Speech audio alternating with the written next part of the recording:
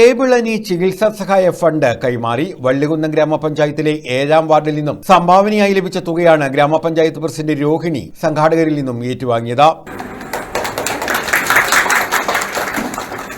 മാത്രമായിട്ട് ആദ്യമായി ഏറ്റെടുത്ത ഒരു ജീവകാരുണ്യ പ്രവർത്തനം, അത് നമ്മുടെ ഒരു സഹജീവിയായിട്ടുള്ള അനിക്ക് വേണ്ടി എല്ലാ കാര്യങ്ങളും അതായത് ഒരു മാസക്കാലമായിട്ട് നമ്മളെല്ലാവരും ഇത് കേട്ടും കണ്ടും ഇരിക്കുകയാണ്. അപ്പോൾ ആ ഒരു ഉദ്യമത്തിൽ, അതായത് നമ്മൾ എടുത്ത തീരുമാനം, ഒരു എക്സിക്യൂട്ടീവ് കൂടി എടുത്ത തീരുമാനത്തിൽ വാർഡ് തലത്തിൽ കൂടണമെന്നും അവിടെ ഒരു വാർഡ് സമിതി ഉണ്ടാവണമെന്നും ഒക്കെ നമ്മൾ തീരുമാനിച്ചു.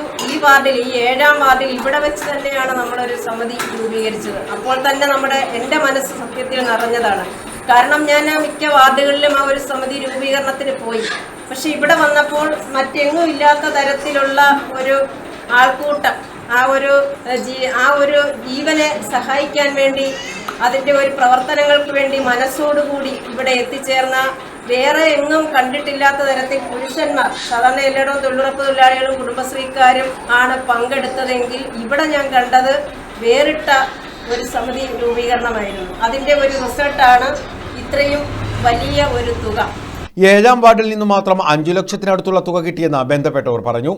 ആ 5 ഭാഗത്തിനും ഓരോ കൺവീനർമാരെ അല്ലെങ്കിൽ ചുമതലക്കാരെ നിശ്ചയിക്കുകയും ആ ചുമതലക്കാരോടൊപ്പം അന്നത്തെ ദിവസത്തെ കളക്ഷൻ ഇറങ്ങേണ്ടവർ ആരൊക്കെയാണ് എന്നുള്ളതിനെ പറ്റി ഒരു കൃത്യമായ ധാരണ ഉണ്ടാക്കുകയും ചെയ്യും. ആ ധാരണയുടെ അടിസ്ഥാനത്തിൽ ആ പ്രവർത്തനങ്ങളിൽ അതിന് നേതൃത്വം വഹിച്ച 5 കൺവീനർമാർ ഇവിടെയുണ്ട്.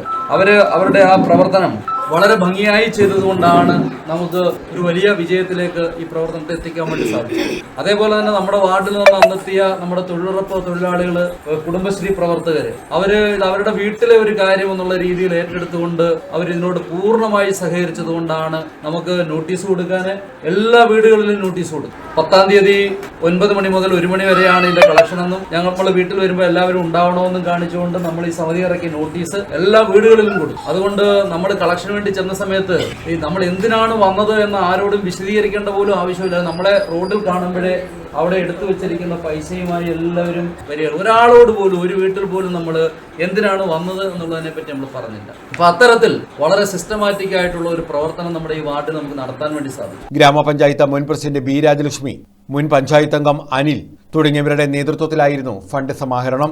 News bureau, Vallikunnam.